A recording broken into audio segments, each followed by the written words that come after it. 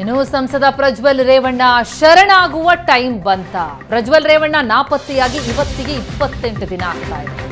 ಆದರೆ ಈಗ ದೇವೇಗೌಡರು ಹಾಗೂ ಗೌಡರ ಕುಟುಂಬದ ಕೆಂಗಣ್ಣಿಗೆ ಪ್ರಜ್ವಲ್ ಗುರಿಯಾಗಿದ್ದಾರೆ. HDK ಈಗಾಗಲೇ 48 ಗಂಟೆಗಳ ಡೆಡ್ ಲೈನ್ ಕೊಟ್ಟಿದ್ರು ಪ್ರಜ್ವಲ್ಗೆ. ಅದರ ಬೆನ್ನಲ್ಲೇ ನಿನ್ನೆ ಪತ್ರದ ಮೂಲಕ ಖಡಕ್ ಎಚ್ಚರಿಕೆ ಕೊಟ್ಟಿದ್ದಾರೆ ದೇವೇಗೌಡರು.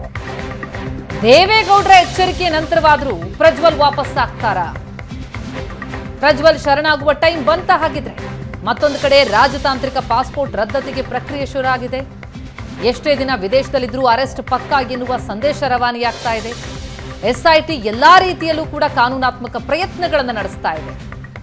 ಇದರ ನಡುವೆ ಪ್ರಜ್ವಲ್ ಬರದೇ ಹೋದ್ರೆ ಕುಟುಂಬದ ಕೆಂಗಣ್ಣಿಗೆ ಗುರಿಯಾಗುವ ಎಚ್ಚರಿಕೆಯನ್ನೇನು ದೇವೇಗೌಡರು ಮತ್ತು ಕುಮಾರಸ್ವಾಮಿ ನೀಡ್ತಾ ಇದ್ದಾರೆ.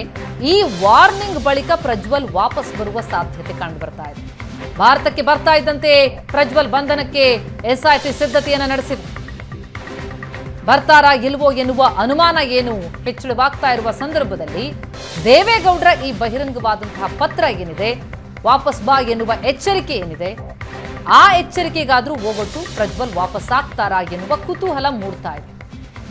ಬರದೇ ಹೋದ್ರೆ ಕುಟುಂಬದ ಕೆಂಗಣಿಗೆ ಗುರಿಯಾಗ್ತಾರೆ ಎನ್ನೋ ಕಾರಣಕ್ಕಾದ್ರೂ ಪ್ರಜ್ವಲ್ ವಾಪಸ್ ಆಗ್ತಾರಾ? HDK 48 ಗಂಟೆಗಳ ಡೆಡ್ ಲೈನ್ ಕೊಟ್ಟಿದ್ರು. ಅದಾಗ್ತಾ ಇದ್ದಂತೆ ಈಗ ತಾತ ದೇವೇಗೌಡರು ಮೊಮ್ಮಗನಿಗೆ ಎಚ್ಚರಿಕೆ ಕೊಡ್ತಾ ಇದ್ದಾರೆ. ಅಜ್ಜನ ಎಚ್ಚರಿಕೆ ಕರೆಗಾದ್ರೂ ಹೋಗೊಟ್ಟು ಮೊಮ್ಮಗ ವಾಪಸ್ ಆಗ್ತಾರಾ? 28 ದಿನ ಆಯ್ತು ಪ್ರಜ್ವಲ್ ನಾಪತ್ತೆಯಾಗಿ. ಹುಡುಕಾಟ ಜೋರಾಗಿ ನಡೀತಾ ಇರುವಾಗ ವಾಪಸ್ ಬರ್ತಾರಾ ಅನ್ನೋದೇ ಈಗ ಸದ್ಯದ ಕುತೂಹಲ. ಈ ಬಗ್ಗೆ ಡೀಟೇಲ್ಸ್ ಕೊಡ್ತಾರೆ ನಮ್ಮ ರಿಪೋರ್ಟರ್ ಚೇತನ್. ಈಗ ಸಂಪರ್ಕದಲ್ಲಿದ್ದಾರೆ.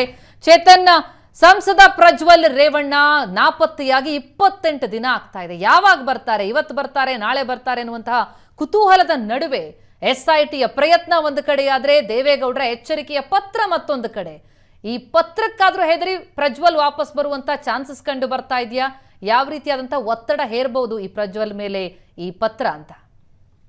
ಪ್ರತಿಮಾ, ಇವಾಗ ಆಲ್ರೆಡಿ ಪ್ರಜ್ವಲ್ ರೇವಣ್ಣ ಎಲ್ಲಿದ್ದಾನೆ ಏನೋ ಅನ್ನೋದನ್ನ SIT ಅಧಿಕಾರಿಗಳು ಕೂಡ ಟ್ರ್ಯಾಕ್ ಮಾಡ್ತಿರುವಂತದ್ದು. ಬರುವಂತಹ ಎಲ್ಲಾ ಸಾಧ್ಯತೆಗಳು ಸಹ ಇರುವಂತದ್ದು. ಅಂದ್ರೆ ಈ ಹಿಂದೆ ಕುಮಾರಸ್ವಾಮಿ ಅವರು ಕೂಡ ಒಂದು ಲೆಟರ್ ಅನ್ನ ಬರ್ದಿದ್ರು, ಮತ್ತೆ ಮಾಧ್ಯಮಗಳ ಮುಖಾಂತರ ಒಂದು ಮನವಿಯನ್ನ ಮಾಡಿದ್ರು. ಎಲ್ಲೇ ಪ್ರಜ್ವಲ್ ಇದ್ರು ಆತ ಬರಬೇಕು ಅನ್ನೋ ಒಂದು ಮನವಿಯನ್ನ ಮಾಡಿದ್ರು. ಇದೀಗ ಅವರ ತಾತ ದೇವೇಗೌಡ ಅವರು ಕೂಡ ಇದೀಗ ಪತ್ರದ ಮುಖೇನ ಒಂದು ಮನವಿಯನ್ನ ಮಾಡಿರುವಂತದ್ದು. ಕಾನೂನೇನಿದೆ ಅದನ್ನ ಪಾಲನೆ ಮಾಡಬೇಕು, ನಮ್ಮ ಕುಟುಂಬದ ನನ್ನ ಒಂದು ಕೋಪವನ್ನ ನೀನು ಭರಿಸ್ಬೇಕಾಗತ್ತೆ, ಇಲ್ಲಿ ಎನ್ಕ್ವೈರಿಗೆ ಬರ್ದೇ ಇದ್ರೆ ಅಂತ ಒಂದು ಪತ್ರವನ್ನ ಬರ್ದಿರುವಂತದ್ದು. ಹೀಗಾಗಿ ಪ್ರಜ್ವಲ್ ರೇವಣ್ಣ ಎಲ್ಲಿದ್ದಾನೆ ಏನು ಅನ್ನೋದನ್ನ SIT ಅಧಿಕಾರಿಗಳು ಕೂಡ ಟ್ರ್ಯಾಕ್ ಮಾಡ್ತಾ ಇದ್ದಾರೆ.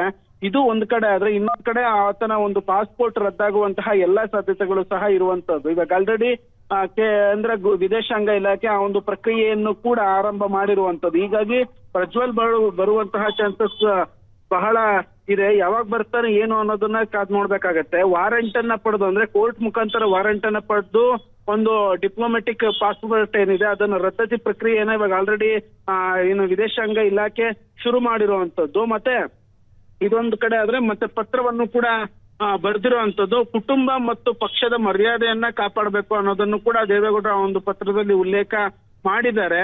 ಒಂದ್ ವೇಳೆ ಇದು ನನ್ನ ಮನವಿ ಅಲ್ಲ, ನನ್ನ ಎಚ್ಚರಿಕೆ, ನೀನೇನಾದ್ರೂ ಬರ್ದೇ ಹೋದ್ರೆ ಇಡೀ ದೇವೇಗೌಡರು ಹಾಗೂ ಕುಟುಂಬದ ಮೇಲೆ ಗೌರವ ಇದ್ರೆ ವಾಪಸ್ ಆಗ್ಬೇಕು ಅನ್ನೋ ಒಂದು ಮಾತನ್ನು ಕೂಡ ಪತ್ರದಲ್ಲಿ ಉಲ್ಲೇಖ ಮಾಡಿರುವಂತದ್ದು. ಯಾವಾಗ ಪ್ರಜ್ವಲ್ ರೇವಣ್ಣ ಬರ್ತಾನೆ ಅನ್ನೋದು ಸದ್ಯದ ಪ್ರಶ್ನೆ ಆಗಿರುವಂತದ್ದು. ಎಲ್ಲಿದ್ದಾನೆ ಏನು ಅನ್ನೋದನ್ನು ಕೂಡ SIT ಅಧಿಕಾರಿಗಳು ಇವಾಗ ಆಲ್ರೆಡಿ ಮಾಹಿತಿಯನ್ನ ಸಂಗ್ರಹಿಸಿ ಇಟ್ಕೊಂಡಿದ್ದಾರೆ.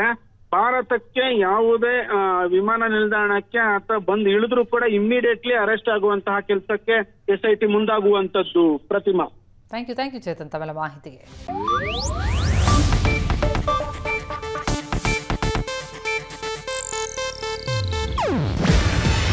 ಇದು ಏಷ್ಯಾನೆಟ್ ನ್ಯೂಸ್ ನೆಟ್ವರ್ಕ್ ಪ್ರಸ್ತುತಿ. ನೀವು ನೋಡ್ತಿದ್ದೀರಾ ಏಷ್ಯಾನೆಟ್ ಸುವರ್ಣ ನ್ಯೂಸ್.